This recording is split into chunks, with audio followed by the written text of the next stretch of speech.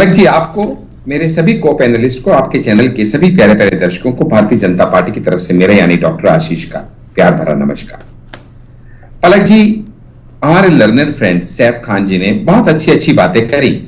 आपने भी कर्जों का जिक्र किया, लेकिन आपके दर्शक ये भी जानते हैं कि ये कर्जों का पोटली बीजेपी सरकार के हाथ में कौन थमा के गया।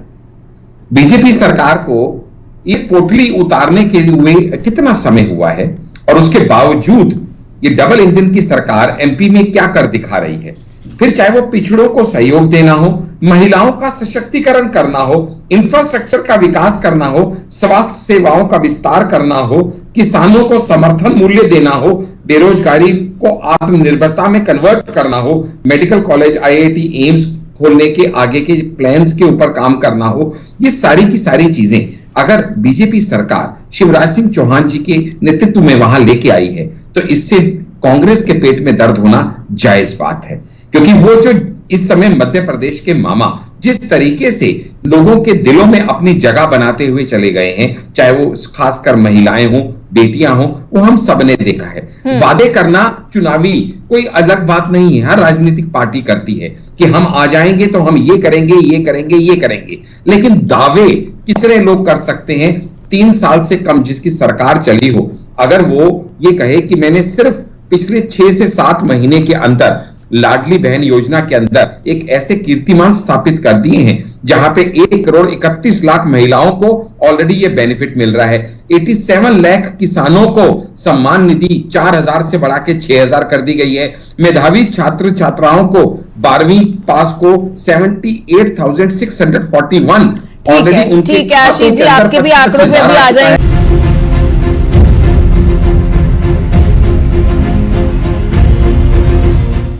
ऐसा क्यों लग रहा है कि अब आप कांग्रेस और आम आदमी पार्टी के जाल में फंस चुके हैं? क्योंकि अब आपके लिए भी विकास परियोजनाएं जरूरी नहीं है, फ्री फ्री फ्री, सब कुछ फ्री।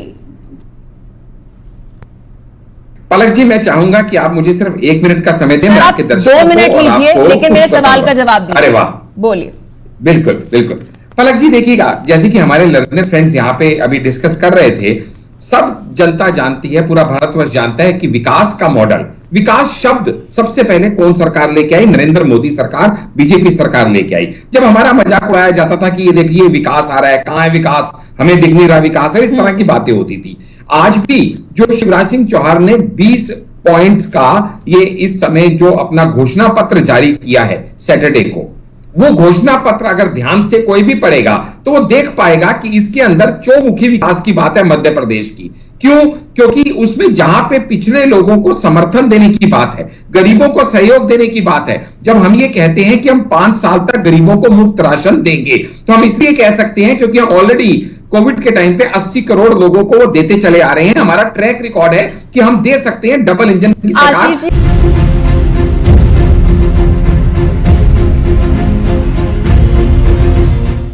जी बिल्कुल, जहां पे हमें पता है कि किसानों का उद्धार किए बिना देश की उन्नति आगे नहीं बढ़ेगी, तो हमने एमएसपी, जिसका सबसे इंपॉर्टेंट मूल्य रहता था 2700 रुपए प्रति क्विंटल गेहूं पे और 3100 रुपए प्रति क्विंटल धान पे, हमने फिक्स कर दिया।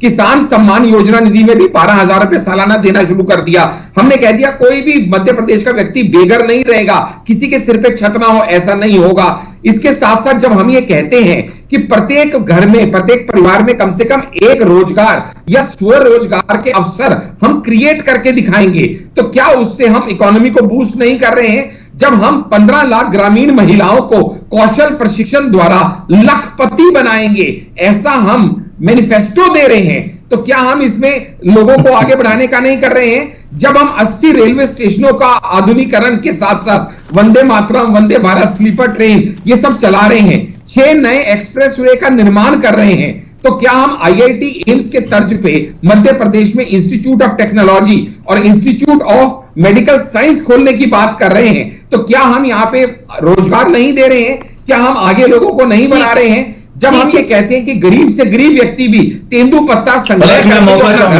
बिल्कुल सैफ खान जी, मैं आपको पूरा समय दूंगी, फिलहाल वक्त हो चला है एक छोटे से ब्रेक का। कांग्रेस के पास भी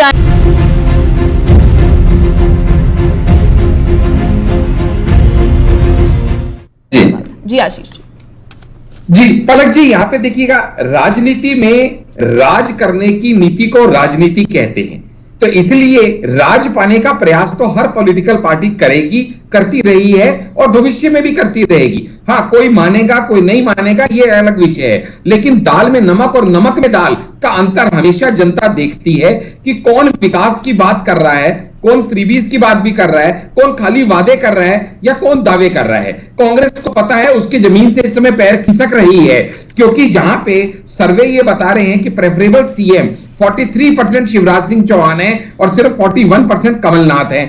जहां पे ये बता रही है कि किसके ऊपर लोगों का ट्रस्ट है, तो 47% बीजेपी पे ट्रस्ट है, जबकि 41% कांग्रेस पे ट्रस्ट है। और ये बात राहुल गांधी जानते हैं, वरना राहुल गांधी जैसा बिजी नेता जो यूरोप घूमने से जिसको फुर्सत नहीं है, वो 1 महीने के अंदर 4 बार मध्य प्रदेश का दौरा करे, चाहे 10 अक्टूबर को हो, चाहे 9 नवंबर को हो, चाहे 10 नवंबर को हो, चाहे 13 नवंबर को हो। 1 महीने में 4 दौरे राहुल गांधी ने जो मध्य प्रदेश के किए, उन्हें पता है शिवराज सिंह चौहान के विकास कार्यों के आगे उनके खोखले वादे कहीं टिकने वाले नहीं हैं। वो ये चीज समझ चुके हैं कि इस समय मध्य प्रदेश की जनता ये जानती है कि वादों के ऊपर विश्वास करने की बजाय दावों पे विश्वास करना, जो विकास कार्य शिवराज सिंह चौहान की सरकार ने किए हैं, डबल इंजन सरकार भविष्य में कर सकती है, वही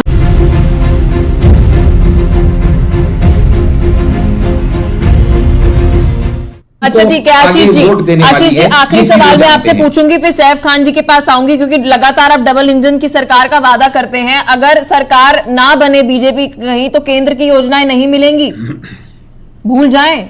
नहीं, बिल्कुल ऐसा नहीं है। जबकि इसके विपरीत आप देखिएगा कि कांग्रेस का आधिकारिक वक्तव्य ये रहे है कि भैया अगर हमारी सरकार नहीं आई तो जो हम देने का वादा कर रहे हैं सेंट्रल गवर्नमेंट वो सब वापस छीन लेगी। ये उनका वक्तव्य रहा है। बीजेपी ने कभी ऐसा स्टैंड नहीं लिया और ना ही कभी ऐसा पक्षपात किया है। कोविड के टाइम पे भी दुनिया ने देखा है कि हमने सिर्फ अपने राज्यों को सुविधाएं नहीं दी, हमने सबको दी है। छत्तीसगढ़ में तो कांग्रेस का आरोप है पीएम आवास योजना का फायदा मिला ही नहीं छत्तीसगढ़ में, क्योंकि कांग्रेस की सरकार थी। तो मतलब डबल इंजन की सरकार बनेगी तभी फायदा होगा कुछ, नहीं, वरना बीजेपी से कोई आस ना रखे। जैसे नहीं मिला है, क्योंकि यहाँ के चीफ मिनिस्टर वो कई स्कीमों का फायदा यहाँ लेने नहीं देते हैं। तो कई स्कीमें ऐसी राज्य सरकारें होती हैं जो जनहित को ध्यान में ना रखते हुए, अपने हित को ध्यान में रखते हुए सेंटर की स्कीम्स को इंप्लीमेंट ही नहीं होने देते।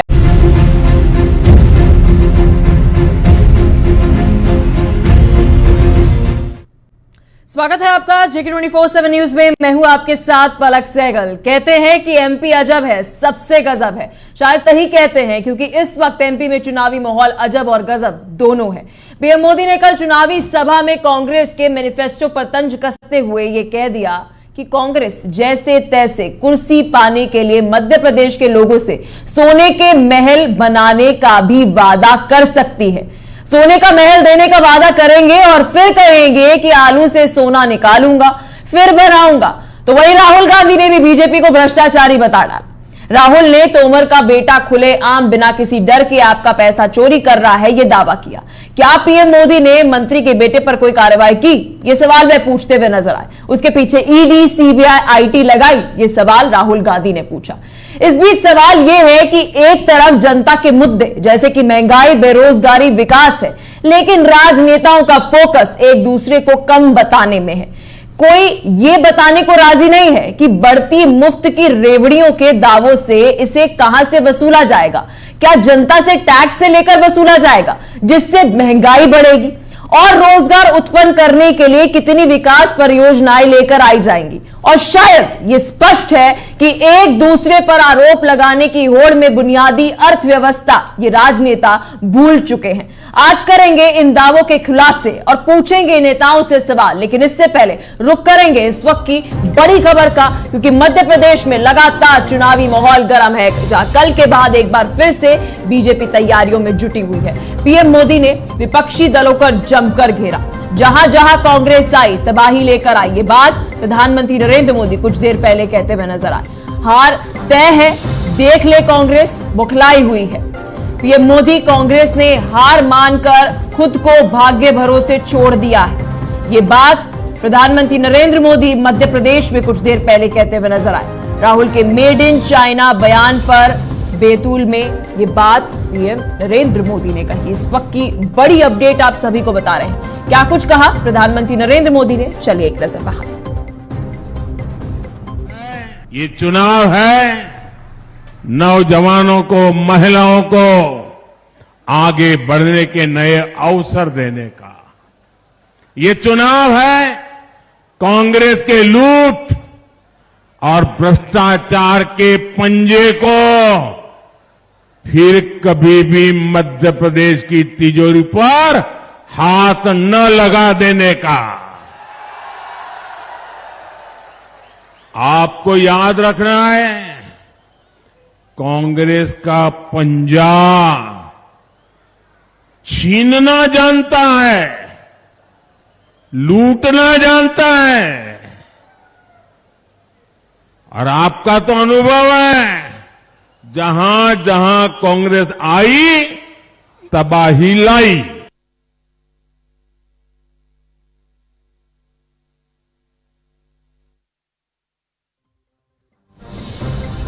तो वहीं इससे पहले पीएम मोदी ने कांग्रेस पर तंज कसते हुए कहा कि कांग्रेस सिर्फ जनता से झूठे वादे करने का काम करती है, सोने का महल बनाने का भी वादा कर सकती है। ऐसे में राहुल गांधी ने भी पलटवार करते हुए पीएम मोदी पर जमकर कटाक्ष किए थे। कहा कि एमपी में लगातार बीजेपी की सरकार है, लेकिन बीजेपी ने यहां अब तक क्या किया है, सिर्फ जनता को लूटने का काम। क्या कुछ कहा नेताओं ने एक दूसरे पर वार करते हुए, एक नजर वहां भी। कांग्रेस ने हिमाचल के किसानों को, वहां की माताओं बहनों को, वहां के कर्मचारियों को चांद तारे तोड़कर लाने का वादा किया था। कर्नाटका में विकास ठप हो गया है।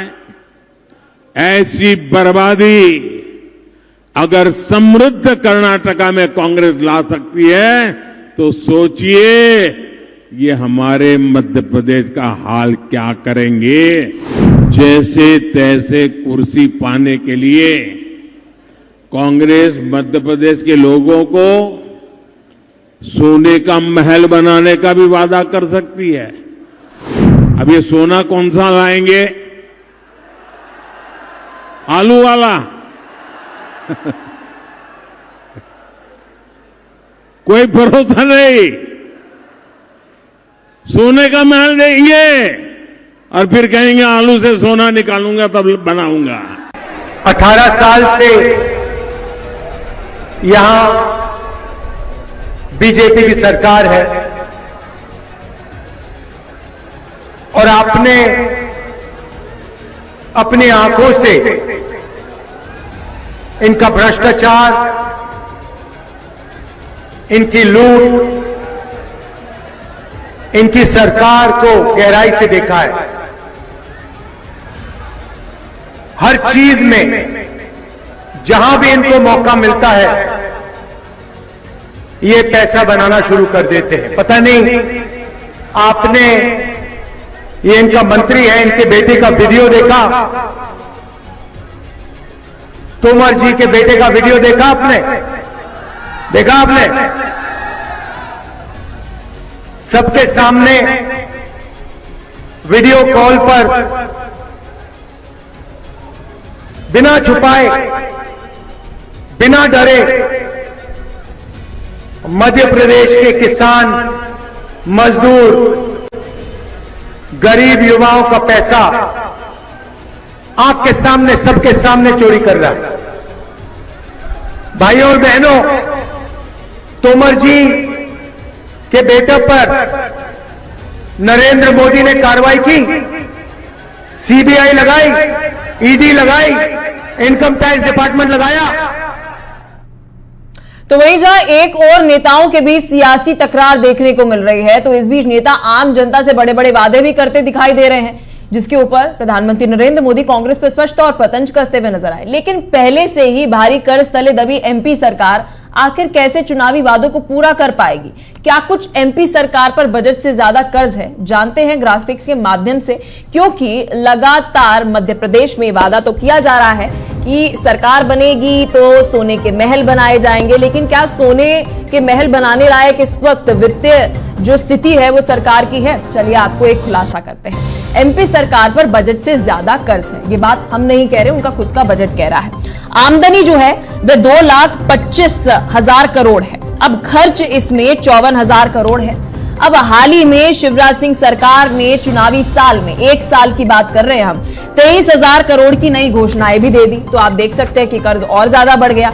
अब इसमें बात करते हैं अकेली लाडली बहना योजना, जो सबसे ज्यादा सुर्खियों में बनी हुई है। 19,000 करोड़ रुपए तो महज और महज एक इस योजना पर है। अब लाडली बहना योजना का आने वाले 5 सालों में अगर हम आकलन करें तो 5 सालों में इस केवल एक अकेली योजना पर 1 लाख करोड़ रुपए का खर्च होगा। राजस्व कहां से आएगा? लाजमी सी बात है, जनता के पैसों से, क्योंकि राजस्व के लिए टैक्स लेना जरूरी है, उससे बढ़ेगी महंगाई। अब जरा आपको एक और खुलासा बताते हैं। 2003 से लेकर 4 तक मध्य प्रदेश में जो कर्ज था वो 20,000 करोड़ रुपए तक का था। अब जरा चलते हैं 2023-24 में, ये कर्ज जो है वह बढ़कर 3,85,000 करोड़ रुपए हो चुका है। तो ये मुफ्त की रेवड़ियां जनता को ही महंगी पड़ रही हैं। अब इस बीच 4 साल की अगर हम बात कर रहे हैं, पिछले 4 साल को उठा रहे हैं हम, पिछले 4 सालों में 3 गुना ये घाटा बढ़ा है। अब मध्य प्रदेश में प्रति व्यक्ति यानी एक एमपी वासी को अगर हम इस वक्त बात करते हैं तो 50,000 रुपए का कर्ज है, और वो कौन चुका रही है? शिवराज सिंह सरकार। 4 साल में 3 गुना ये घाटा जो है वह बढ़ा है। तो ये है इस वक्त की सच्चाई। तो चुनाव में बेरोजगारी, भ्रष्टाचार समेत तमाम मुद्दों को लेकर राजनीतिक दल सियासत करते नजर नहीं आ रहे हैं। ऐसे में आपको बताते हैं कि आखिर सर्वे क्या कहता है कि जनता के लिए महत्वपूर्ण मुद्दे कौन से हैं। यह खुलासा करेगी कि जनता के लिए इस वक्त मध्य प्रदेश के अंदर महत्वपूर्ण मुद्दे कौन से हैं। तो चलिए एक नजर डालते हैं इस तस्वीर पर, और यह खुलासा करती है सबसे बड़ा चुनावी मुद्दा इस वक्त 27% लोगों का मध्य प्रदेश में महंगाई है। फिर महंगाई कैसे कम होगी? महंगाई तब कम होगी जब आप जनता से कम टैक्स वसूलेंगे, लेकिन आप तो फ्रीबीज राजनीति कर रहे हैं, इससे तो महंगाई बढ़ेगी, टैक्स लोड बढ़ेगा। अब दूसरा मुद्दा बेरोजगारी। बेरोजगारी को लेकर आपको डेवलपमेंट प्रोजेक्ट्स लेकर आने की जरूरत है, जिससे रोजगार उत्पन्न हो, सृजन हो। लेकिन अभी भी दोनों मैनिफेस्टो में आप देखेंगे कि डेवलपमेंट प्रोजेक्ट्स का अभाव है। अब चलते हैं गरीबी पर। गरीबी 13% एक मुद्दा जो है वह मध्य प्रदेश के अंदर चुनावी मुद्दा रहेगा। आपको बता दें कि ये CDSC का एक सर्वे है। इस बीच 13% जो गरीबी है वो एक मुद्दा रहेगी। अब बात करते हैं विकास की कमी। विकास की कमी 8% ये मुद्दा जो है वह रहेगा। जब हम बात कर रहे हैं कि इंफ्रास्ट्रक्चर, सड़कें और कई सारे निर्माण कार्य जो है वह एक मुद्दा रहेगा। अब चलते हैं ये मुद्दा जो बड़ा इस वक्त गंभीर लग रहा है दोनों की तरफ से। बीजेपी भ्रष्टाचार के सवाल उठा रही है, कांग्रेस भ्रष्टाचार के सवाल उठा रही है। लेकिन सोचिए, पूरी जब हम आपको एक सर्वे दे रहे हैं तो जनता के लिए भ्रष्टाचार मुद्दा प्रतीत ही नहीं हो रहा। केवल और केवल 5% भ्रष्टाचार मुद्दा है, लेकिन राजनेताओं के लिए ये बहुत बड़ा मुद्दा है। अब जब हम चलते हैं अन्य जो 20% मुद्दे हैं, इसमें किसानों का मुद्दा एक महत्वपूर्ण मुद्दा है। ये एक बड़ा खुलासा करता है कि महंगाई और बेरोजगारी जो इस वक्त जनता का सबसे बड़ा मुद्दा है, उसको लेकर नेता बात क्यों नहीं कर रहे, और अपने चुनावी घोषणाओं के अंदर ये वादा क्यों नहीं कर रहे कि आने वाले समय में महंगाई घटाएंगे, बेरोजगारी को भी घटाएंगे और रोजगार उत्पन्न करेंगे। आज इन्हीं सभी मुद्दों से पूछेंगे इन नेताओं से सवाल, क्योंकि महत्वपूर्ण हो जाता है। आज के सवाल में कई सारे सवाल, और एक नजर इन सवालों पर डालेंगे। कौन कर रहा है बड़े बड़े वादे? क्योंकि जब बड़े बड़े वादे किए जा रहे हैं तो यह क्यों नहीं बताया जा रहा कि इन वादों को पूरा करने के लिए राजस्व कहां से आएगा? अर्थशास्त्री ये बात कहते हैं कि राजस्व लेकर आने के लिए जनता से टैक्स वसूला जाएगा, जिससे बढ़ेगी महंगाई। इस बीच ये जो वादे किए जा रहे हैं ये कितने खोखले हैं, क्योंकि जब हम देखें कि सब कुछ मुफ्त में दे दिया जाएगा तो जनता काम ही नहीं करेगी। सब कुछ मुफ्त में मिल रहा है, आराम से बैठेंगे ना। फिर उसके बाद सोने के महल भी बना सकती है सरकार, क्योंकि ये मोदी ने बात कही कि इतने बड़े दावे हो रहे हैं तो कल को ये भी हो सकता है। अब सरकार कर्ज में दबी हुई है, क्या वो सोने के महल बनाने लायक है? लेकिन ये कर्ज उत्पन्न किसके द्वारा किया गया है? बीजेपी द्वारा। अब बात करते हैं इन आरोपों में कितनी सच्चाई है, क्योंकि एक तरफ बीजेपी कह रही है कांग्रेस भ्रष्टाचारी है, कांग्रेस कह रही है कि बीजेपी भ्रष्टाचारी है, और जनता कह रही है कि हमें तो महंगाई और बेरोजगारी पर बात करनी है, भ्रष्टाचार तो मुद्दा ही क्या है। तो इस बीच किसकी सरकार आई तो तबाही लेकर आई, ये एक खुलासा बेहद ज्यादा जरूरी है, क्योंकि एक तरफ बीजेपी का कहना है कि कांग्रेस तबाही लेकर आई, तो वहीं दूसरी तरफ जो इस वक्त वित्तीय स्थिति मध्य प्रदेश की बनी हुई है वो भी कई सारे खुलासे इस वक्त करती है। आज विस्तार से इसी मुद्दे पर करेंगे चर्चा। मेहमान हमारे साथ जुड़ चुके हैं, परिचय आपको करा देते हैं। डॉक्टर आशीष राणा हमारे साथ बीजेपी नेता हैं, सैफ खान हमारे साथ कांग्रेस से प्रवक्ता हैं, संजय राणा राजनीतिक विश्लेषक हैं, पीयूष पंत हमारे साथ वरिष्ठ पत्रकार जुड़ चुके हैं। सबसे पहले सैफ खान जी, मैं आपके पास आना चाहूंगी। एक बड़ी महत्वपूर्ण बात प्रधानमंत्री नरेंद्र मोदी ने कही है, कुर्सी पाने के जो लालसा है वो इस वक्त इतनी ज्यादा है कांग्रेस में कि वह यह वादा भी कर सकती है कि आने वाले समय में आप जनता को सोने के महल तक बनाकर दे देंगे। क्या कहना चाहेंगे?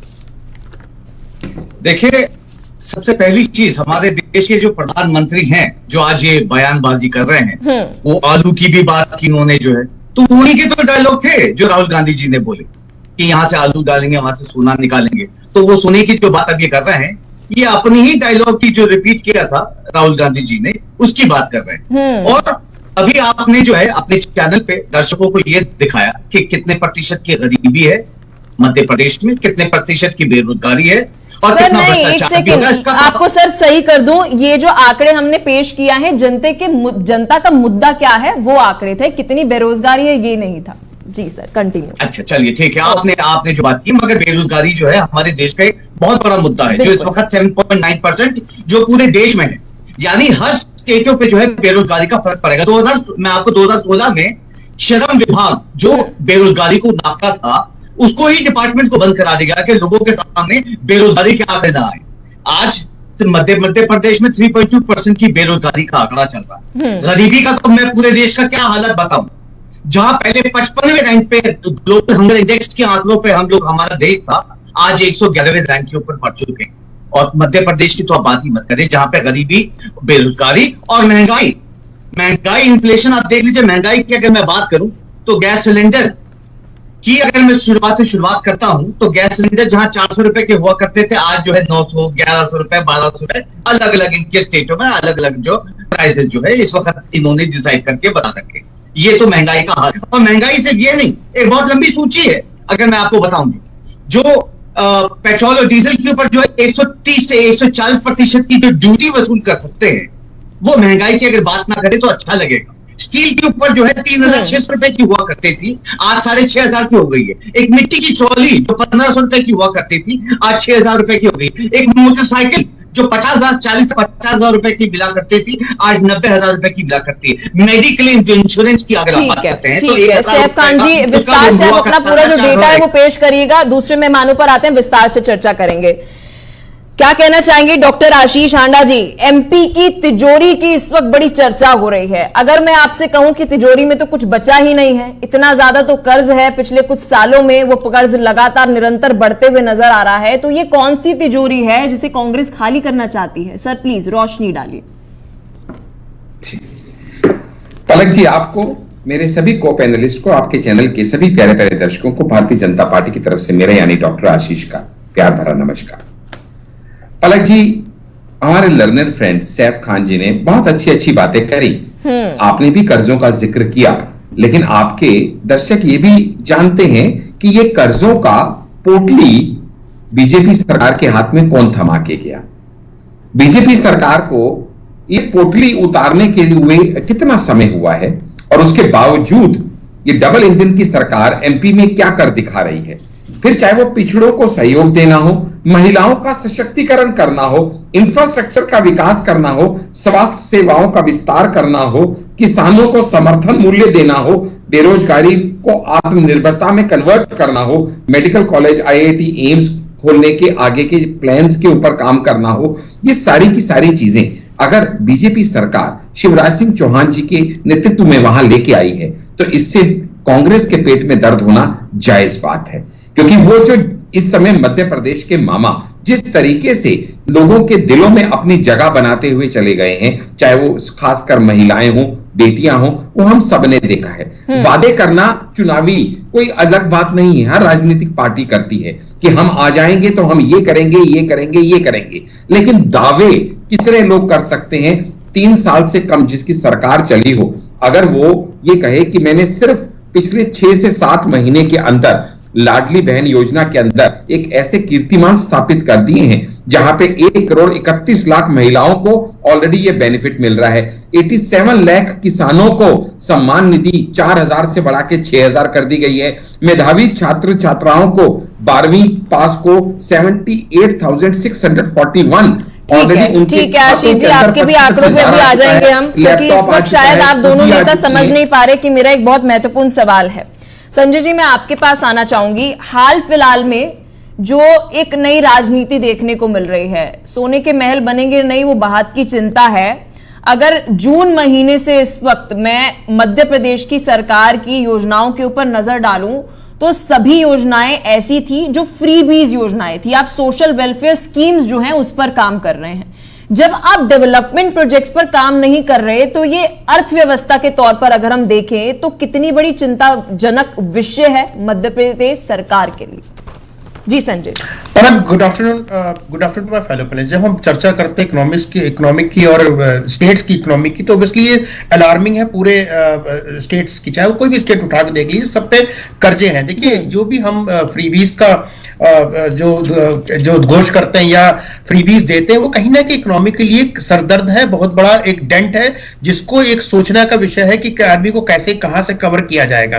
देखिए, हमारे कमाई का रिसोर्सेस होता है किसी भी स्टेट के लिए, उस कमाई के रिसोर्सेस में से खर्चे भी देखने पड़ते हैं, डेवलपमेंट के प्लान भी करने पड़ते हैं और जनता की योजना भी बनाने पड़ते हैं। लेकिन क्या होता है, कुछ योजना जो होते हैं जरूरी होते हैं, जो समाज के लिए जरूरी है और उसको इंप्लीमेंट करना पड़ेगा। जैसे अभी कोरोना काल में हमारे देश में आपने देखा होगा कि काफी जो फ्री राशन दिया, तो जरूरी काम था। लेकिन सबको बिजली फ्री कर देंगे, सबको मैं बस का टिकट फ्री कर दूंगा, इस तरह की योजना कहीं ना कहीं डेंट करती है, नंबर 1। नंबर 2, जब हम चर्चा करते हैं कि किस सरकार ने क्या योजना बनाई और कितना कर्ज था, कितना कर्ज नहीं है, देखिए 2 तरह से देखने की जरूरत है। मान लीजिए आपने 2004 का आंकड़ा दिया तो उस समय 5,000 रुपए कमाई थी, आज वो 50,000 रुपए हो गई है, लेकिन कर्ज का परसेंटेज भी बढ़ गया है। तो कर्ज का परसेंटेज जो होता है कमाई के परसेंटेज से देखा था, वो 5,000 से तुलना करेंगे और उसने अगर 10,000 कर्जा ले लिया तो 20% 100% के ऊपर हो गया। लेकिन 50,000 की कमाई अगर दिखाते हैं तो 20% होता। तो डिपेंड करता है आप किस चीज को कैसे लेते हैं।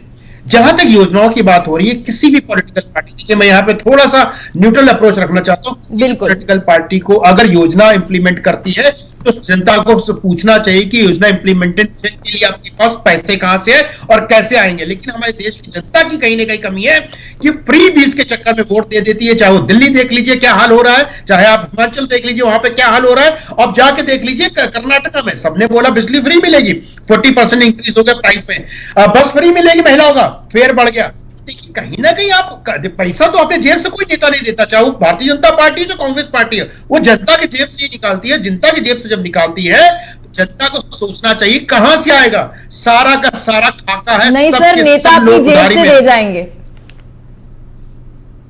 नहीं, बिल्कुल नहीं दे जाएंगे। ये तो बोलने वाली बात होती है, जैसे मैं आके बोल दूं कि ये योजना मैं लागू कर दूंगा, लेकिन योजना के लिए पैसे कहां से? देखिए, कुछ योजना है बहुत जरूरी है जो देश के डेवलपमेंट के लिए।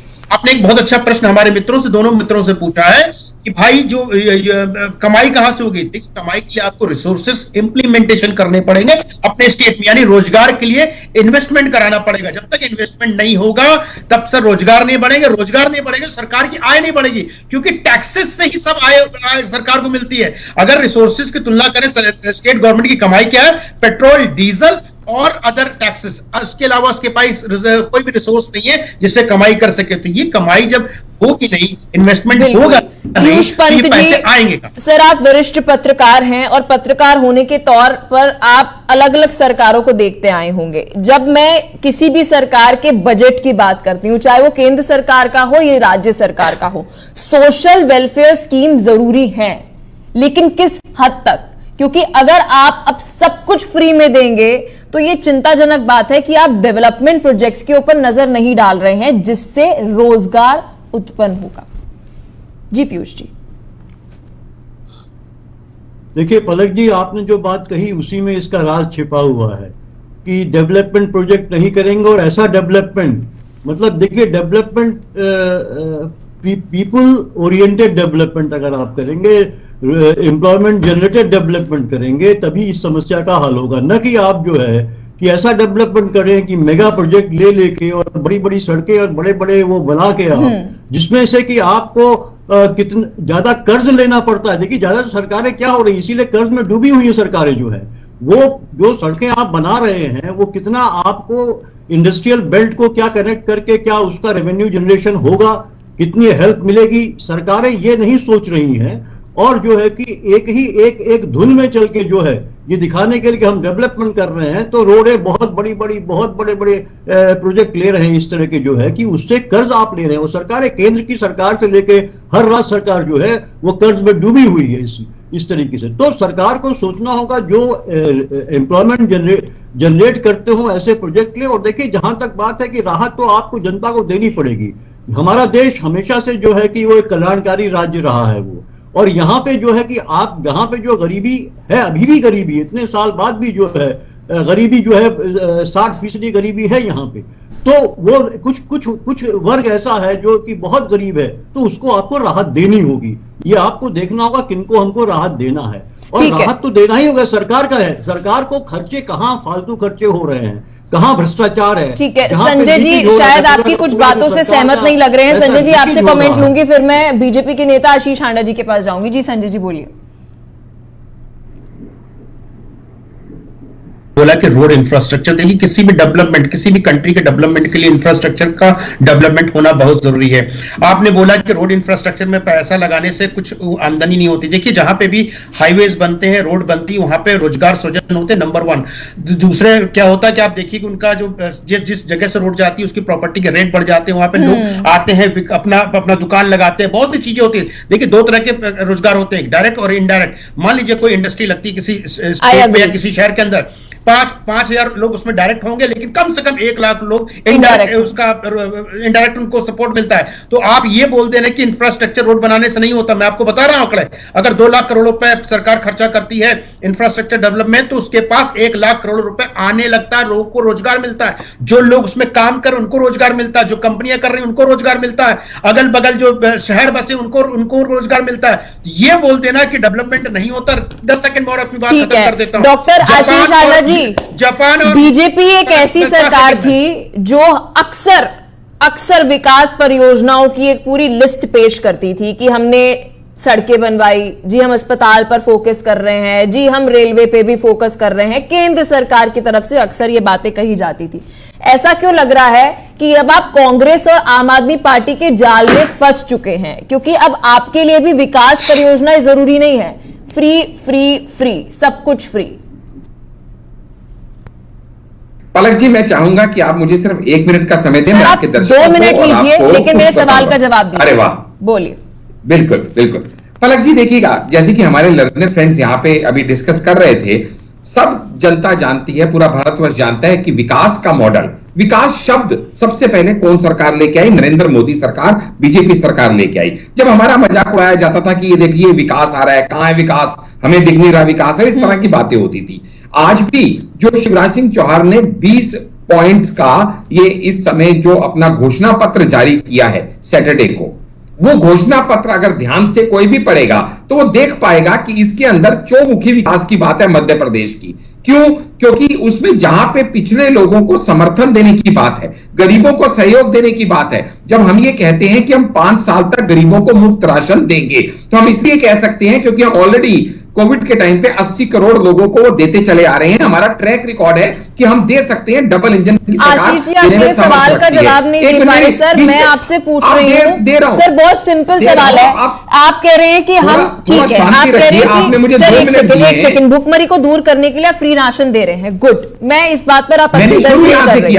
सर मैं ये पूछ रही हूँ आपसे कि क्या अगर आप उन सभी 80 करोड़ आबादी को कमाने लायक बना दीजिए, इसके लिए क्या प्लान है? समझेगी, अब सुनेगी तो समझेगी ना। वहीं आ रहा हूं, आपने मुझे 2 मिनट दिए, 2 मिनट 1 ठीक है सर, प्लीज इसका जवाब दीजिएगा, फिर हमें ब्रेक लेना है। बोलिए सर, बोलिए। जी बिल्कुल, जहां पे हमें पता है कि किसानों का उद्धार किए बिना देश की उन्नति आगे नहीं बढ़ेगी, तो हमने एमएसपी, जिसका सबसे इंपॉर्टेंट मूल्य रहता था 2700 रुपए प्रति क्विंटल गेहूं पे और 3100 रुपए प्रति क्विंटल धान पे हमने फिक्स कर दिया।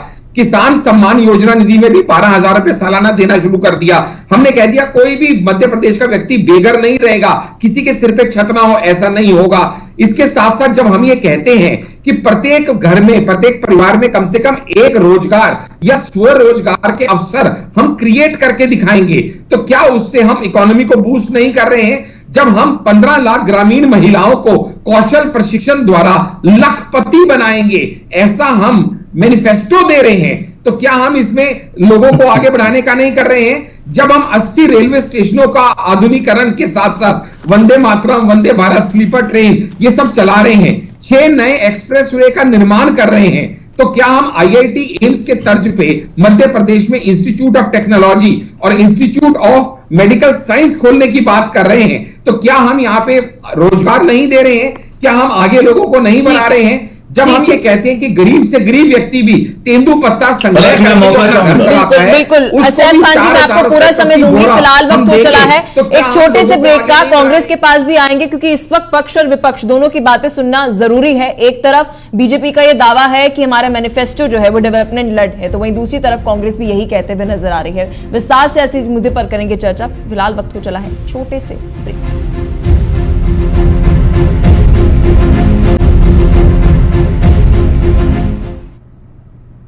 ब्रेक के बाद एक बार फिर से आप सभी का जीके 24/7 न्यूज में स्वागत है। बहस जरूरी है क्योंकि एक तरफ चुनावी वादे हैं तो वहीं दूसरी तरफ जब चुनावी वादों की बात कर रहे हैं तो मध्य प्रदेश की इस वक्त सरकार की जो वित्तीय स्थिति है वो चिंताजनक है। विस्तार से ऐसे मुद्दे पर कर रहे हैं चर्चा। मेहमान हमारे साथ जुड़े हुए हैं। सैफ खान जी, मैं आपके पास आना चाहूंगी।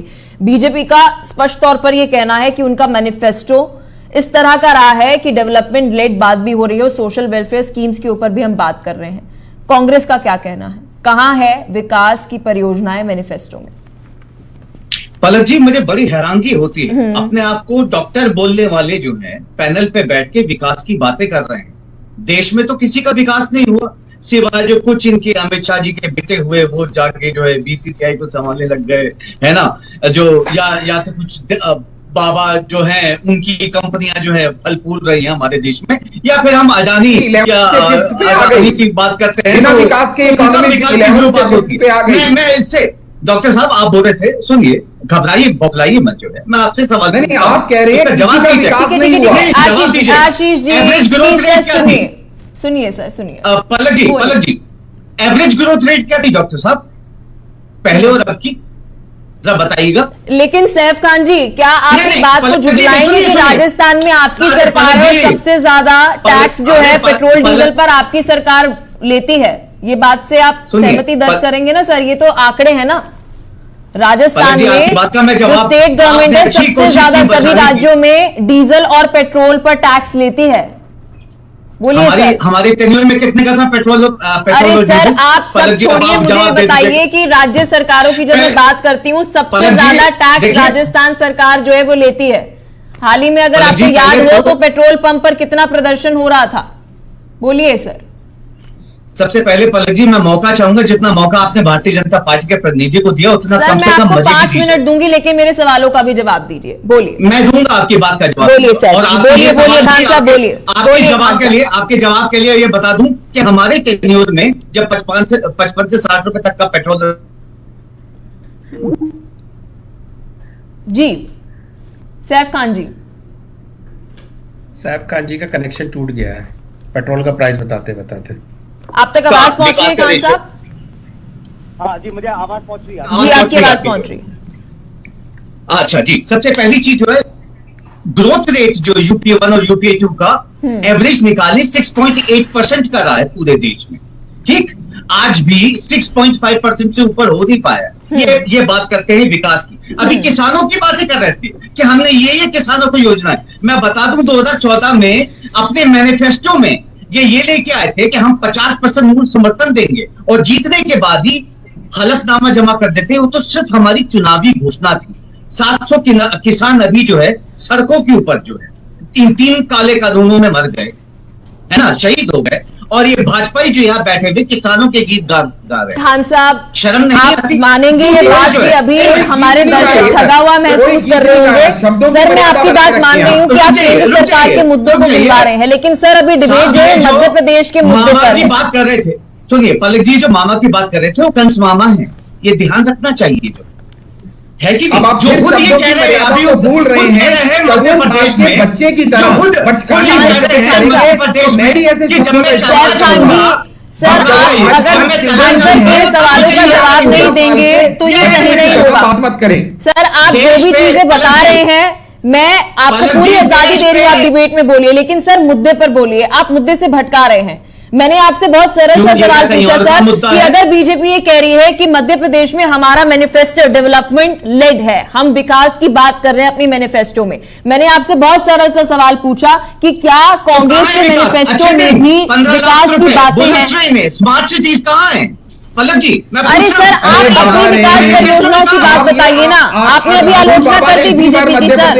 अरे भाई मैं तो ये पूछूं कहाँ है? हमारे विकास की बात कर रही है। मैंने राहुल बाबा सर सच्चाई तो ये है सैफ खान जी, सच्चाई तो ये है आपके मैनिफेस्टो को मैंने पढ़ा, बीजेपी के भी मैनिफेस्टो को मैंने पढ़ा, जहां बीजेपी के मैनिफेस्टो में भी फ्री बीज थी, कांग्रेस की मैनिफेस्टो में भी फ्री बीज थी। विकास की बात दोनों मैनिफेस्टो नहीं कर पा रही हैं, इसलिए आज इस मुद्दे पर चर्चा मैं कर रही हूं। संजय जी क्या कहना चाहेंगे, क्योंकि इस वक्त शायद ये नेता लोग अर्थव्यवस्था को भूल गए हैं और समझ नहीं पा रहे हैं कि राजस्व भी जरूरी है। आप सब कुछ फ्री में दे देंगे तो वो फ्री आप जनता से ही तो लेकर आएंगे, अपने घर की तिजोरियों से थोड़ा लेकर आएंगे।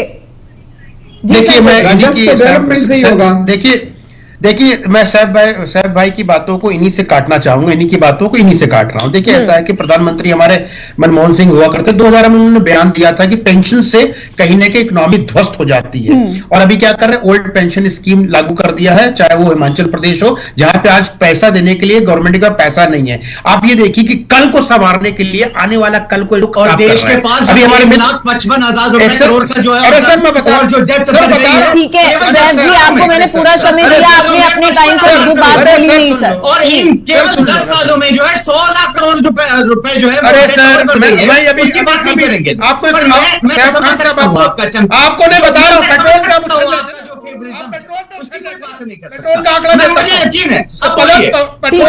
ठीक है सैफ का, मेरी टीम से रिक्वेस्ट है कुछ मिनटों के लिए सैफ जी को म्यूट करिए ताकि हम संजय जी की बात सुन सके। संजय जी बोलिए। देखिए अभी पेट्रोल पे बड़ा हाहाकार मचा रखे थे मेरे राज में समय में, 55 रुपए का 55 रुपए लगता है, बिल्कुल आंखें बंद करके और कान बंद करके मुंह तो खुला छोड़ के आ रहा है, दो चीज बंद करके आते हैं भाई। अटल बिहारी वाजपेयी के जमाने में 34 रुपए पेट्रोल था, जब आप छोड़ के गए थे 2014 में 72 रुपए पेट्रोल था। प्राइस जानते कितना बड़ा था? 75%। आज मैं नोएडा में बैठा हूं, जानते पेट्रोल का प्राइस कितना है? 76 रुपीज। तो इन्फ्लेशन आप कैलकुलेट करेंगे 35%। तो सर आंकड़े लेके सर एक बार सुन लो सर।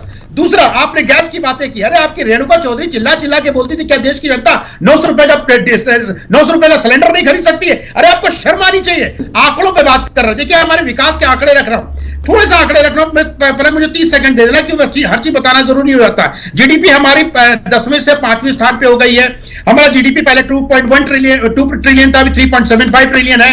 हमारे पास एक्सपोर्ट जो था 320 बिलियन था, अभी 779 बिलियन है। एयरपोर्ट 74 हुआ करते थे,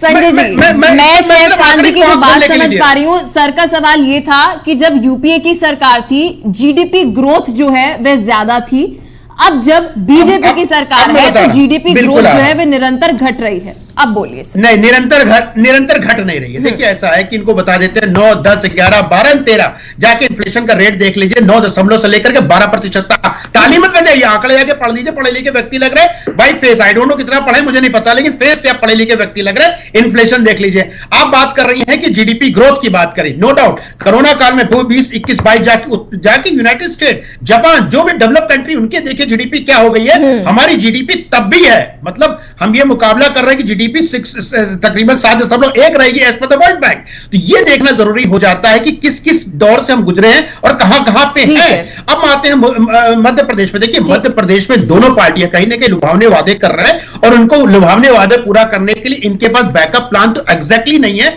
क्योंकि बैकअप प्लान बुलाने के लिए आपको इन्वेस्टमेंट लाना पड़ेगा। मुझे नहीं लग रहा कि आज के दिन में कोई मेजर इन्वेस्टमेंट प्लान है किसी का, चाहे कांग्रेस हो चाहे भारतीय जनता पार्टी का, इस समय मध्य प्रदेश में, जिससे वो कहीं ना कहीं चीजों को मैनेज कर सके। सभी पार्टियों को आत्मचिंतन करने की जरूरत है, बात हो बीजेपी, कांग्रेस या आम आदमी पार्टी की, क्योंकि जो वादे वे कर रहे हैं, गारंटीज जो वो दे रहे हैं, वह संभव नहीं है।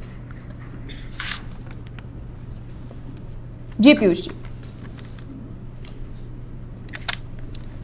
पीयूष जी, आप तक मेरी आवाज पहुंच रही है? एक बार पीयूष जी, आप तक मेरी आवाज पहुंच रही है? आ रही है जी, अपना सवाल सर एक बार फिर दोहरा दूं, क्योंकि जिस तरीके की गारंटीज इस वक्त आम आदमी पार्टी, बीजेपी, कांग्रेस द्वारा दी जा रही हैं, वह असल में संभव नहीं है। जी सर।